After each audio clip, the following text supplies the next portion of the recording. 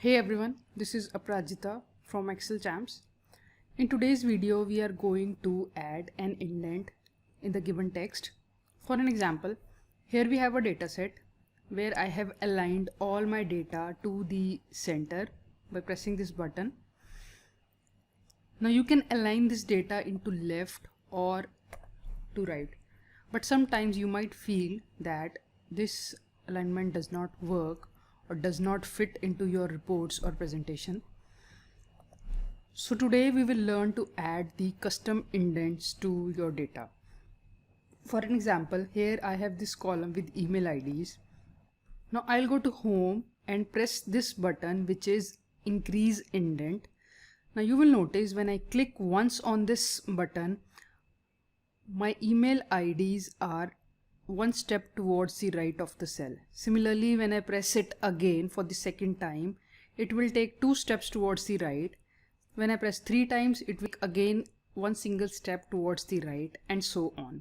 Similarly, if you want to decrease this indent, you can go to simply this button, decrease indent.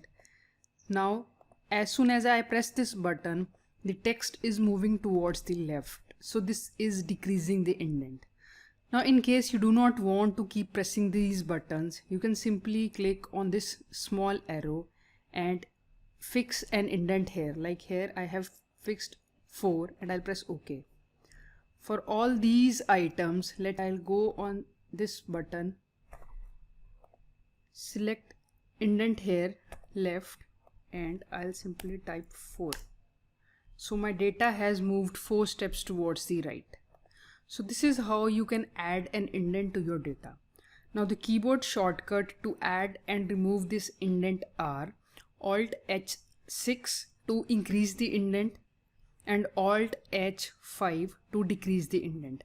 Like for an example, here I will press Alt H and 5. So it has moved 1 step towards the left. That means it has decreased indent by 1. Alt H6, it will again move to right because 6 is used to increase the indent level. So I hope you like this video and you enjoy watching it. Please don't forget to like, comment and share. Thank you for watching.